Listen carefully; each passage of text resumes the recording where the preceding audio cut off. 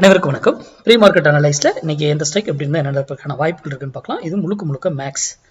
இதுல நம்ம எந்த இண்டிகேட்டர் பேட்டர்ன் எதையுமே இது பண்ணாம தான் நம்ம எடுப்போம். நம்ம மேக்ஸ் படி தான் எதையுமே செயல்படுத்துவோம். சரி, நான் இன்னைக்கு கொஞ்சம் டிலேவா லேட்டு போறேன். நானே மறந்துட்டேன் வீடியோ போடுறதுக்கு, மன்னிச்சுக்கோங்க. ஏதோ ஒரு வேலை ஒர்க் இருந்தது, அப்படியே வீடியோ போடுற எண்ணமே வராம போயிடுச்சு. இப்போதான் திடீர்னு ஞாபகம் வந்துச்சு, அதனால கொஞ்சம் லேட்டா போடுறேன். இல்லைன்னா நான் மார்க்கெட் ஓப்பன் ஆகிறதுக்கு முன்னாடி போட்டுருப்பேன்.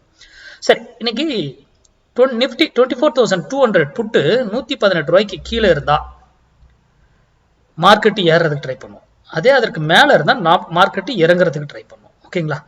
அப்போ அதுக்கு மேல இருக்கா கீழே இருக்கா எப்படி கண்டுபிடிக்கிறது, அதுதான் அங்க இம்பார்ட்டன்ட். அப்போ அதை நீங்க ஒர்க் அவுட் பண்ணுங்க. மேக்ஸ் படி இதுல மேலே இருக்கும், வீக்கா இருக்கும், அங்கிறது ஃபாலோ ஆயிடும். கீழே இருக்கும், ஸ்ட்ரென்த்தா இருக்கும், தூக்கிடுவாங்க. அப்போ மேக்ஸ் நம்மளை ட்ராப் பண்ணி ஏமாத்துவாங்க அந்த இடத்துல. அதெல்லாம் நம்மளால அழகா மேக்ஸ்ல கண்டுபிடிக்க முடியும். அப்போ இது மேல இருந்தாலும் ஒரு குறிப்பிட்ட விலையில போயிட்டு திரும்பியே ஆகணும் இந்த ஸ்ட்ரைக். அது கீழே வந்தா ஒரு குறிப்பிட்ட விலையில போயிட்டு திரும்பி ஆகணும் ஒரு ஸ்ட்ரைக். திரும்புனா போயிட்டு ரிவர்சல் ஆகணும் இல்லை, அங்க போயிட்டு அங்கிருந்து அனதர் அப்படியே ரிவர்சல் ஆகலாம். கீழே வந்தவர் இங்க இருந்து இப்படி திரும்பணும்னு அவசியம் இல்லை, இங்க இருந்து இப்படி திரும்பலாம். அதுக்கு மேக்ஸ் இருக்கு. அப்போ ஒரு ஸ்ட்ரைக் 1000 பாயிண்ட் ஏறினாலும் எப்படி ஸ்டெப் பை ஸ்டெப்பா ஏறும், இறங்கினாலும் எப்படி ஸ்டெப் பை ஸ்டெப்பா இறங்கும்.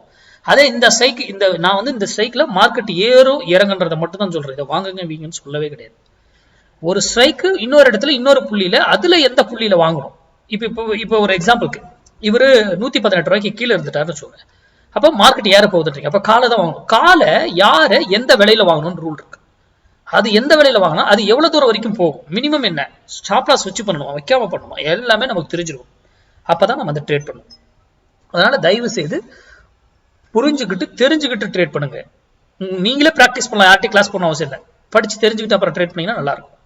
இல்லையா, உங்க பகுதியில் யாராவது தெரிஞ்சவங்க சொல்லி கொடுத்தா அங்க போய் கத்துக்கோங்க. நன்றி, வணக்கம், வாழ்க வளமுடன்.